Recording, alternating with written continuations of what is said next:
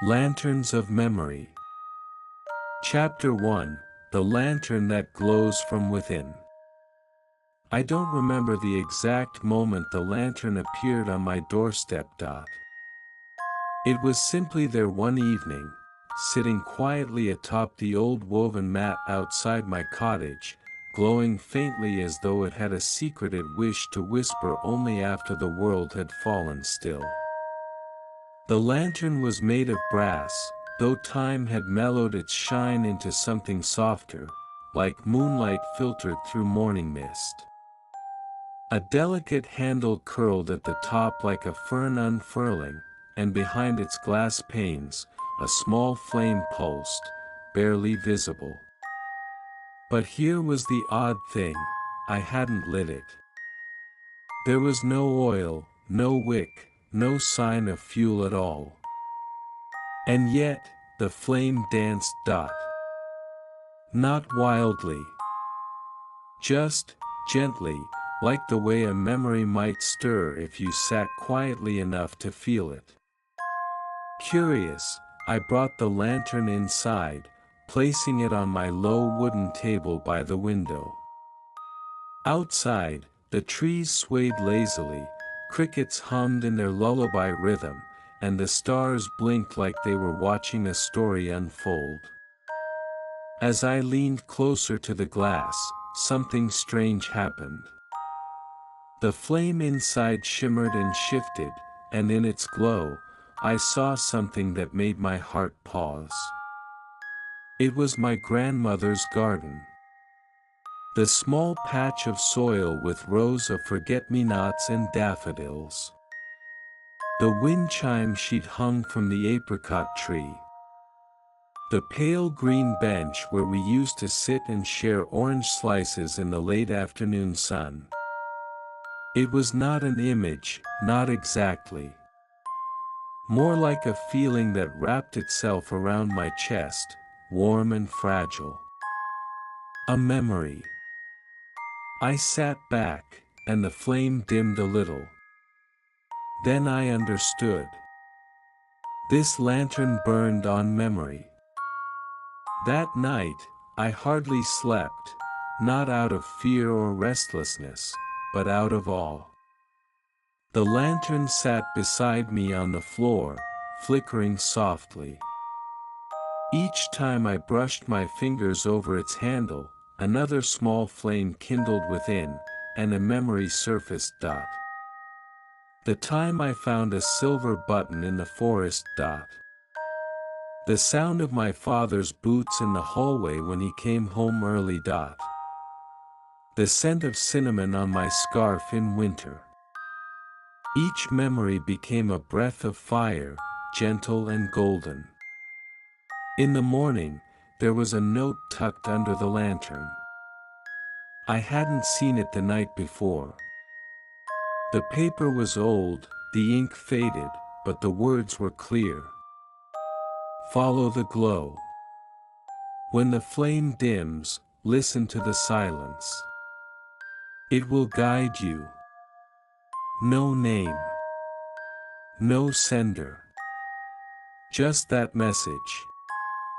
And so I packed a small satchel, some dried figs, a canteen of warm tea, my softest scarf, and the lantern. I didn't know where I was going. Only that I had to follow the flame. As I stepped outside, the world looked unchanged, except that it wasn't. The grass beneath my feet hummed softly, as if recognizing the presence of the lantern.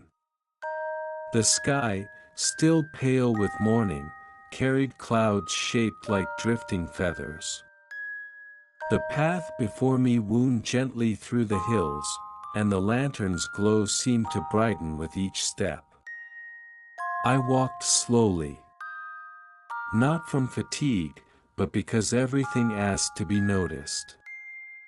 A robin on a low branch watched me pass, its feathers puffed like a warm thought. The wind carried the scent of baked bread from somewhere far, far away. The lantern flickered, and another memory rose. Sitting beside my mother as she kneaded dough on a flowered table, humming a tune I didn't know the words to, but knew by heart.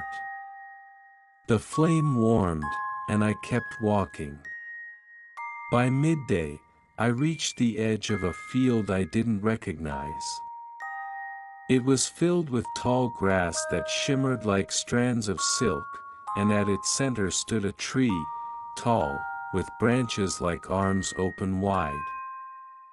I sat beneath it and placed the lantern beside me. Its flame dimmed a little, as if resting too. The silence here was not empty. It was filled with soft things. The breath of wind through leaves. The hush of clouds moving overhead. The quiet tick of time folding in on itself. And then, I heard something, not with my ears, but deeper. A voice I hadn't heard in years. I'm proud of you, it said. Just that. And I knew who it was. Not because of sound, but because of how it made me feel. I didn't cry. There was no sadness here. Just warmth. Like sunlight on closed eyelids. The lantern flickered brighter, and I felt a sense of direction, not a map, not instructions, but a gentle pull, like the tide drawing sand beneath it. So I rose, gently, and began walking again. The lantern led the way. As evening fell, colors turned soft, peach, lavender, indigo.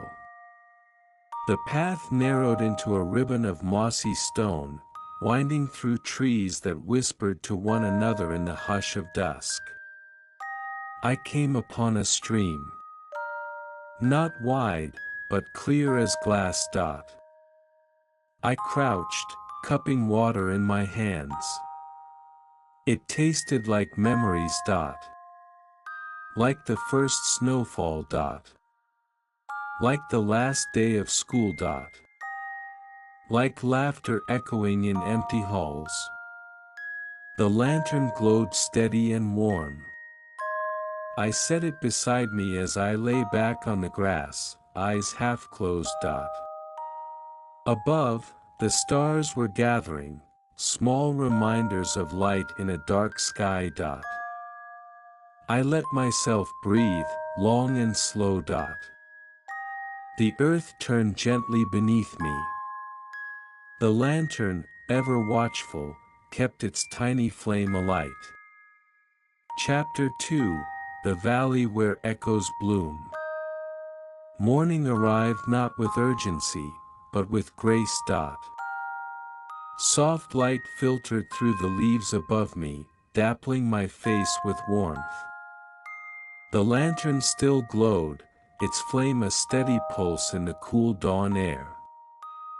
I sat up slowly, as if I might startle the day if I moved too quickly. The stream beside me murmured gentle things, and the grass still held the memory of starlight. I sipped the last of my tea, now cool but comforting, and tied my scarf loosely around my neck.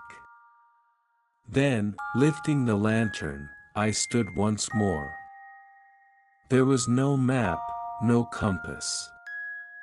Only the flame. And the way the silence guided my steps. The path grew narrower as I moved on, winding between tall sun-kissed reeds that bowed as I passed.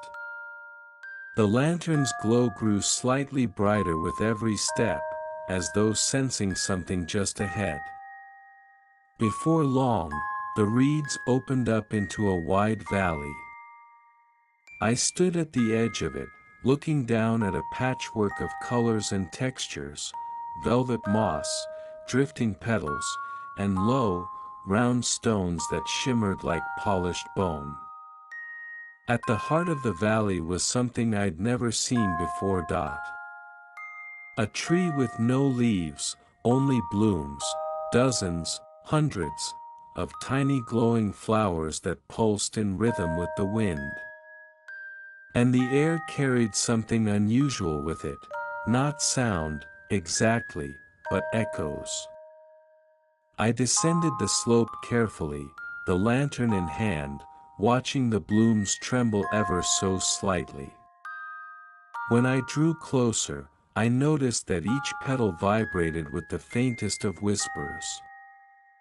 They were memories. Not mine, others. A laugh. A promise. A sigh before sleep. The echo of a name once said with love. The lantern's flame responded, glowing with hues of soft gold and pale rose. I knelt beside the tree, letting the moment settle around me like morning dew. That's when the memory came.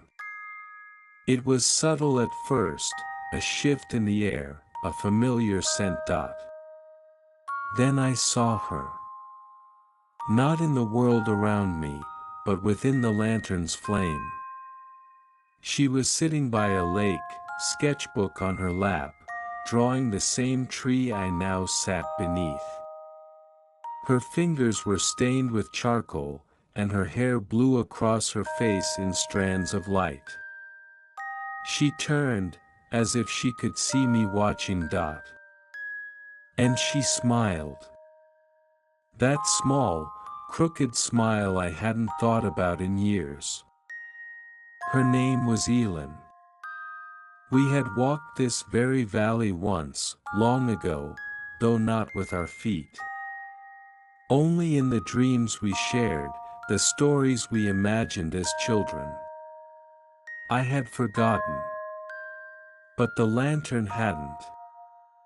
Its glow wrapped around me like a shawl of memory, bringing back her laugh, her way of skipping over puddles, the tiny notch in her front tooth she was always too shy to mention. I placed my hand gently on the bark of the bloom tree. It was warm, pulsing faintly with presence. And I whispered her name, not aloud, but within. The lantern answered. The flame flared, gently, never harsh, casting long, quiet shadows across the valley. And just like that, the flowers above began to release their petals. They floated down around me like slow, drifting stars, and where each one touched the ground, a soft chime sounded, delicate, like wind through glass. The echoes were settling. Not fading, just finding peace. I stayed there for some time. Minutes, perhaps hours. There was no clock here.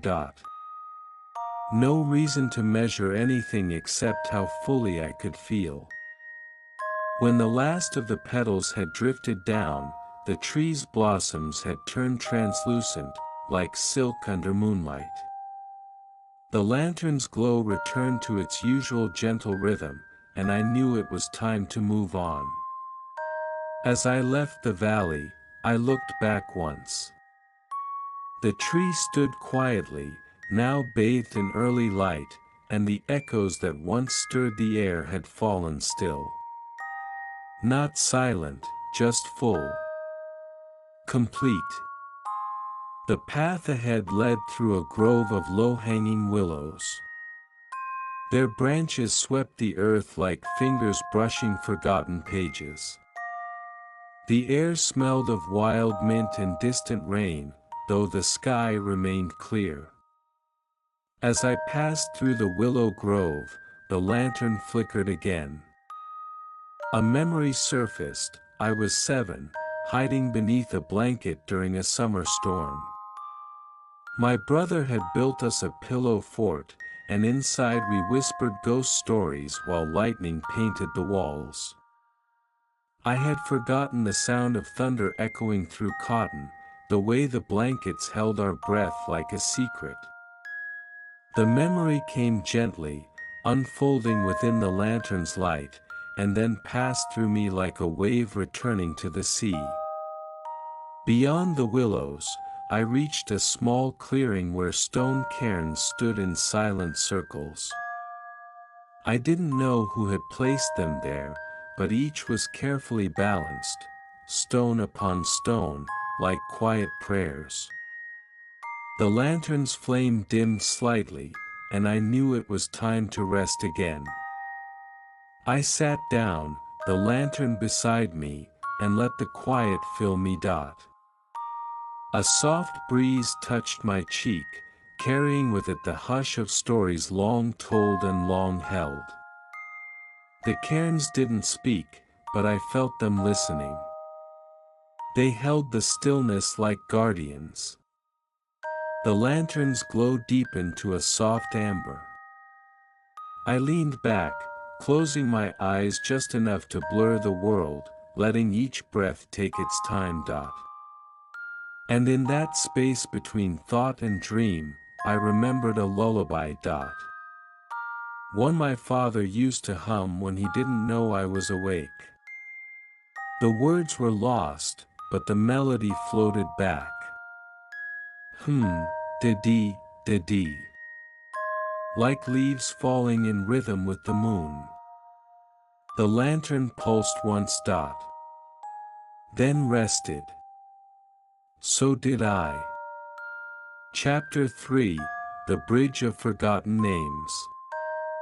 The morning light arrived as a whisper, soft, golden, and unhurried.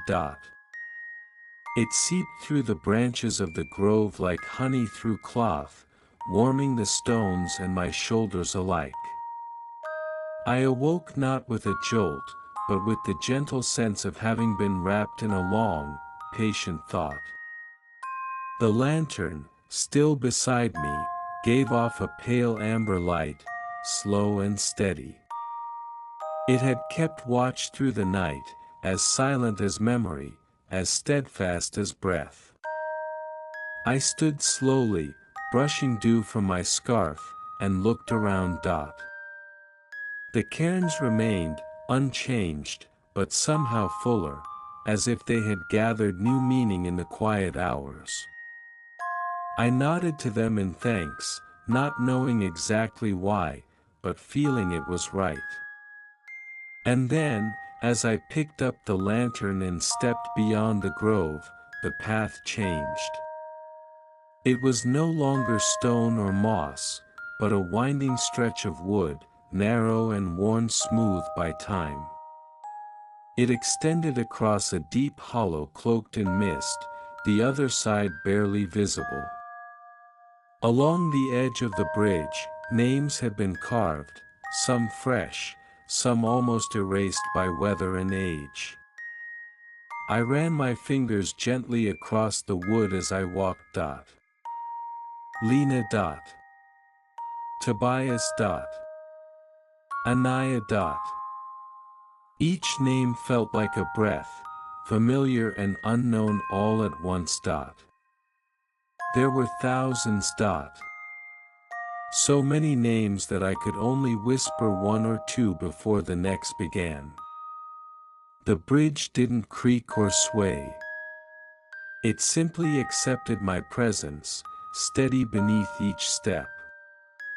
The lantern's flame shimmered softly, now tinged with blue, a color it hadn't worn before.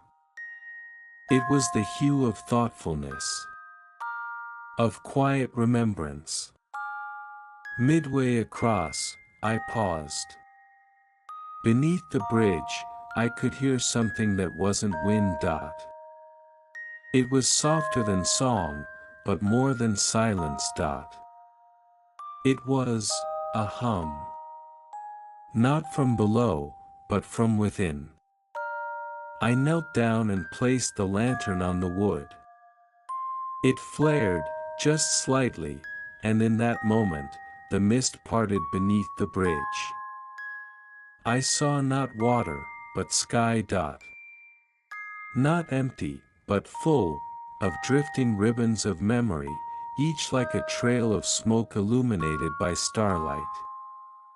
They wove between one another in slow spirals, carrying the essence of forgotten things. A child's laugh left behind in a sun-dappled room.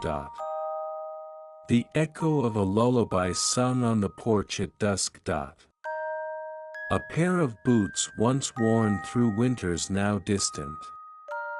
And then, there it was. A name. Mine. Etched into the wood in letters I didn't recall carving, but recognized all the same. Not the name others knew me by now. But the one I had given myself in the deep forest of childhood, when I used to speak with stones and pretend the clouds answered. I whispered it aloud. Not to claim it, but to remember that I had once been someone who believed in talking trees and moonlit rivers. The flame in the lantern pulsed bright, then softened. The bridge accepted the memory and let me pass. On the other side, the path curved into a forest unlike any I'd seen. The trees were silver-barked and bore leaves like strands of silk. They shimmered without breeze, whispering stories in a language I couldn't understand but somehow felt. The forest was not silent, yet it made no sound. It hummed with being. Here, the lantern glowed with the color of dusk, muted violet and soft gold. And as I walked, memories stirred, not in a rush, but like petals drifting from a high branch. I remembered a journal I had once kept, filled with maps of imaginary places.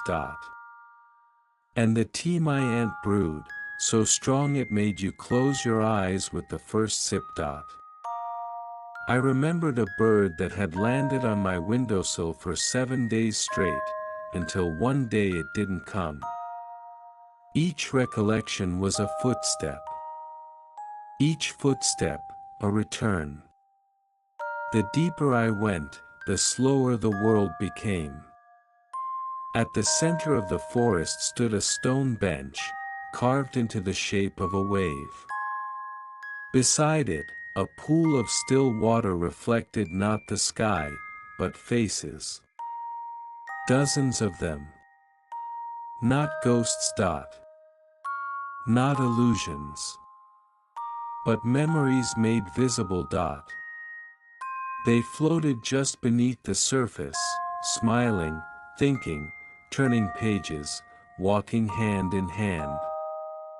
They looked upward, not at me, but through me, as if I were the echo and they the source.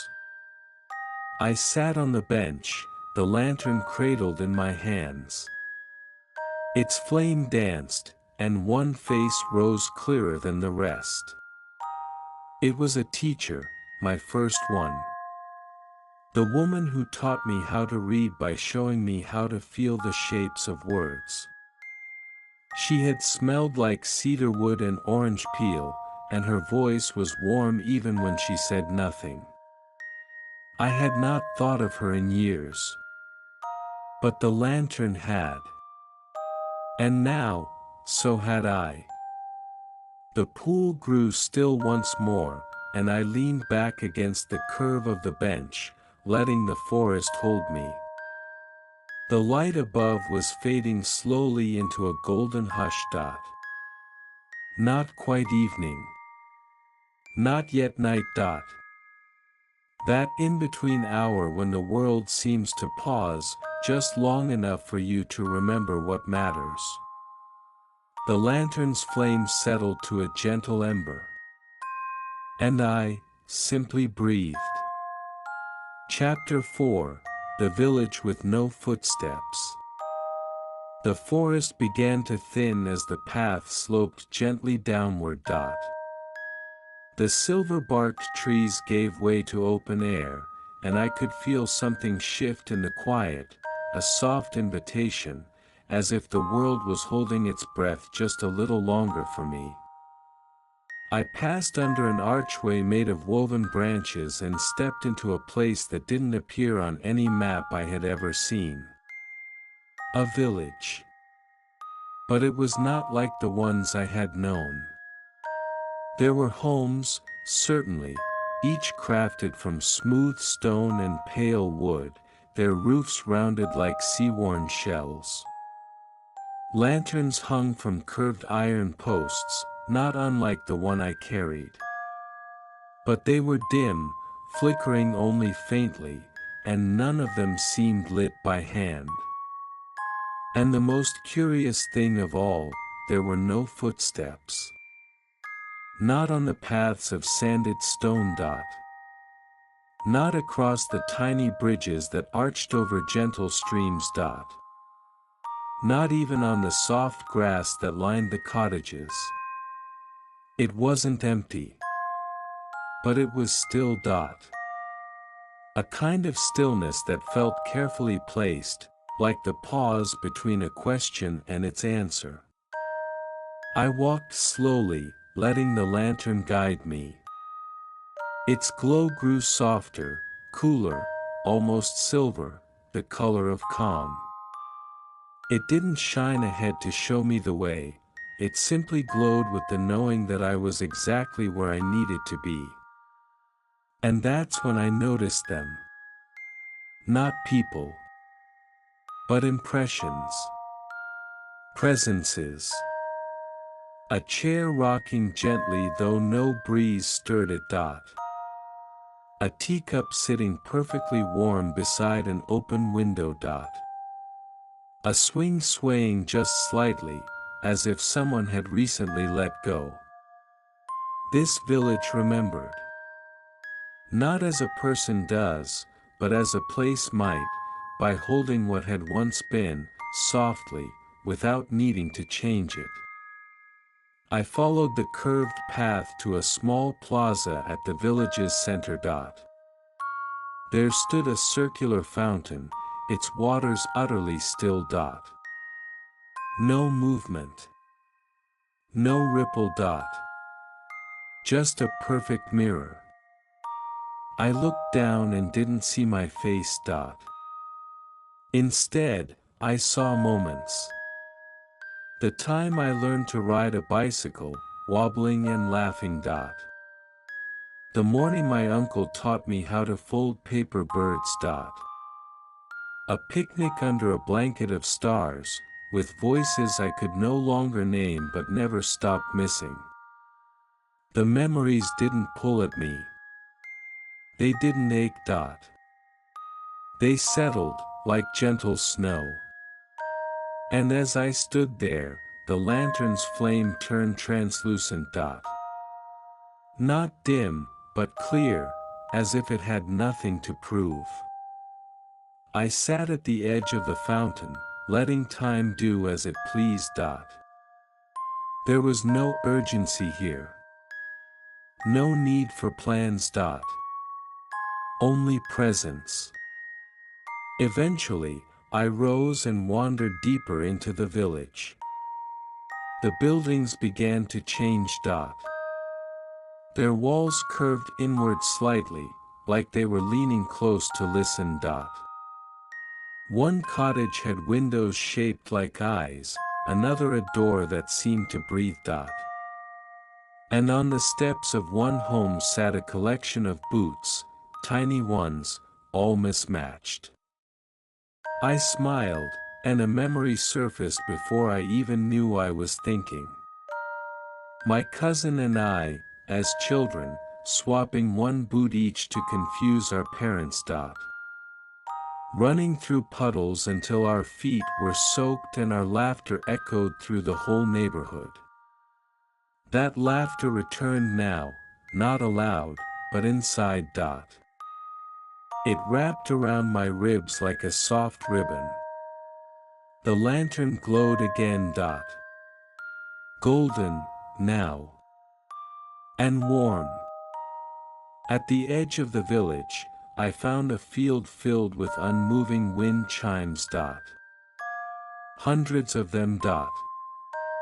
All hung at different heights, some from poles, some from trees, some from nothing at all. No breeze stirred them. But they hummed, softly. Not in unison, but in harmony. I walked among them slowly, the lantern in my hand, and as I passed each chime, I heard a name. Not spoken. Remembered. Some names I recognized, relatives, teachers, neighbors. Others I didn't, but I felt them all the same. Each one like a pebble in the stream of time, gently shaping the path I had walked. And just for a moment, it felt as though they were walking with me again. Not behind me. Not ahead. Beside me. The lantern pulsed in rhythm with the chimes, and I sat down in the grass. I could have stayed there forever. Not because I feared moving forward, but because every piece of the past felt welcome here. This village did not try to change the memories. It simply gave them a place to rest. I closed my eyes. Beneath my fingertips, the lantern stayed warm and alive. Its flame did not flicker, it breathed. Slowly. Softly. In time with mine. When I opened my eyes, the light was dimming. Not fading, just preparing for something gentler. I stood again, and the chimes offered a final hush. A soft letting go. And as I crossed the threshold of the village once more, I felt no farewell. Only the quiet understanding that I could return, within me, whenever I needed. The lantern's glow remained steady. And the path ahead was waiting. Chapter 5: The Mountain That Listens. The path leaving the village was lined with low stones, each one etched with gentle spirals. I didn't try to read them, their meaning was not for the eyes, but for the quiet parts of me I had only recently begun to hear again. The lantern's glow remained soft and full, like the first light after a long dream. It no longer surged with each new memory. Instead, it carried them with ease, like a lantern finally accustomed to its flame. Ahead, the air began to change. Crisp. Thin. The trees grew sparse, replaced by stretches of moss and stone. And beyond, rising like a thought held long and deep, was a mountain. Not sharp or jagged, this mountain was rounded, smooth, and vast, like an old soul seated cross-legged beneath the sky. I took my time approaching it. The slope was gentle, but steady. As I walked, the world felt quieter, not because there was nothing to hear, but because the mountain absorbed every sound and held it in stillness. Even my footsteps felt softened, like they were being tucked into the earth with each step. I paused once to sip from a spring nestled in the rock. The water tasted like something I couldn't name, like calm, perhaps. Or presence. The lantern glowed faint blue as I drank, and I realized I hadn't spoken aloud in some time. And I didn't need to. This mountain didn't ask for words. It asked for listening. So I listened. To the hush of stone beneath wind. To the pause between each breath. to the quiet hum that lives between heartbeats. I climbed higher. Eventually, I reached a ledge, not a peak, but a resting place. There was no view of grand valleys or distant seas. Only clouds drifting by, close enough to touch. I sat down and placed the lantern beside me. Its flame pulsed once, then settled. For the first time on this journey, I felt no need to look forward or back. Only inward. The mountain, in its patient way, waited. And so I let my thoughts come. Not in sharp flashes or sudden epiphanies, but in slow, round circles. I thought of the people I had loved, not just as names or faces, but as feelings. I thought of choices I'd made without fully understanding them, and how they had shaped the path beneath my feet. I thought of silence, not as absence, but as a presence of its own. And then, the mountain answered. Not with voice, not with image, but with warmth.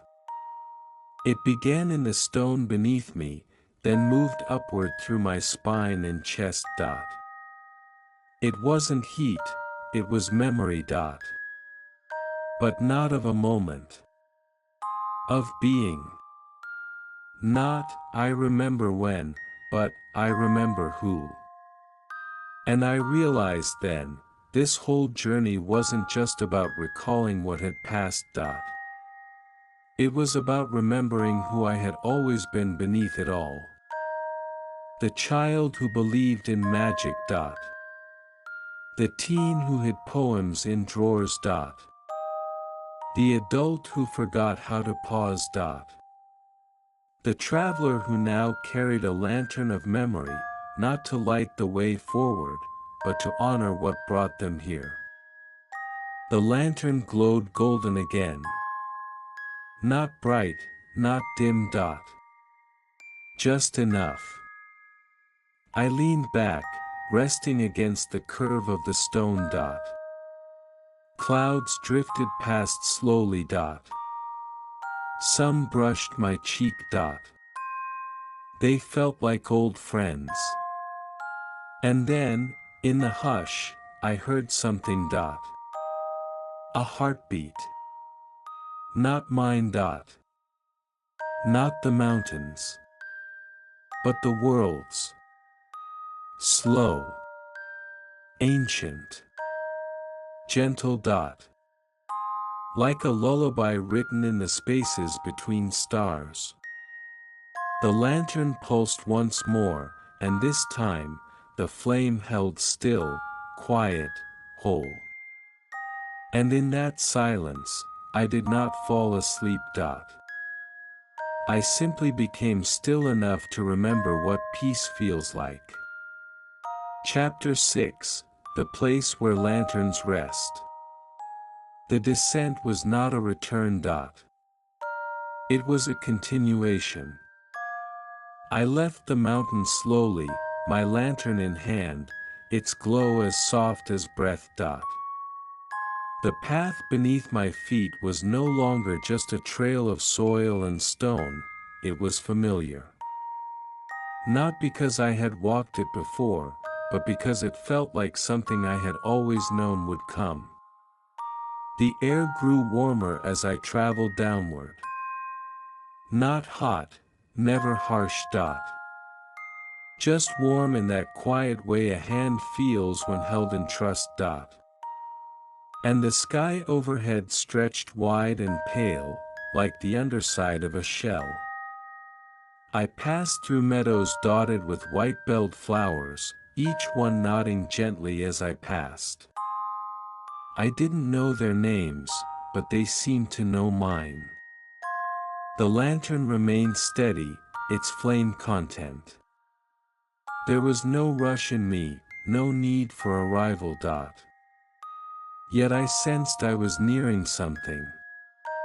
And then, just beyond a low hill, I found it. A field of lanterns. Hundreds, no, thousands, resting gently in the grass.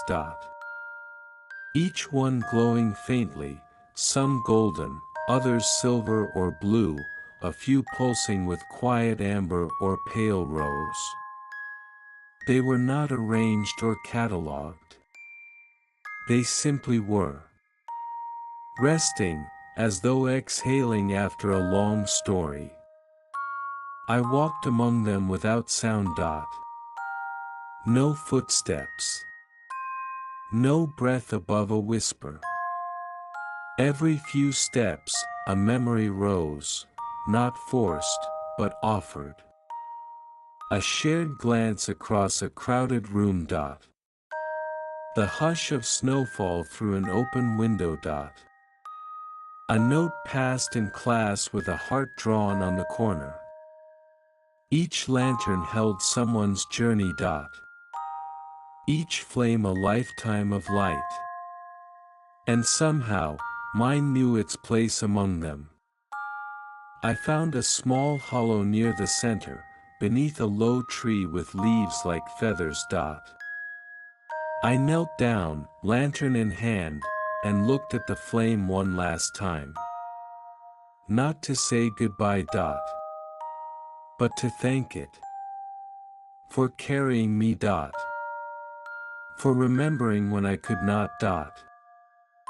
For illuminating not the road, but my heart. I placed it gently in the grass. It pulsed once, bright and full, then settled. And around me, the field of lanterns seemed to exhale together. Not in sadness. In peace. I lay beside my lantern and looked upward. The sky was changing, just slightly, taking on the soft tones of dusk. Clouds drifted like slow thoughts, and the horizon held the promise of nothing in particular, which made it all the more comforting. And in that stillness, I remembered the scent of wildflowers tucked behind an ear. The shape of hands held in silence. The sound of a promise never broken, only faded into time. The lanterns did not speak. But they hummed, a low, steady music that felt older than language. And I knew this was not an end. Only a return. To myself. To the quiet. To the light that had always been mine to carry. I closed my eyes, not to leave the world behind, but to become part of it more deeply. The earth held me. The lanterns watched over me. And somewhere in the stillness a new flame waited, quietly, for someone else to remember.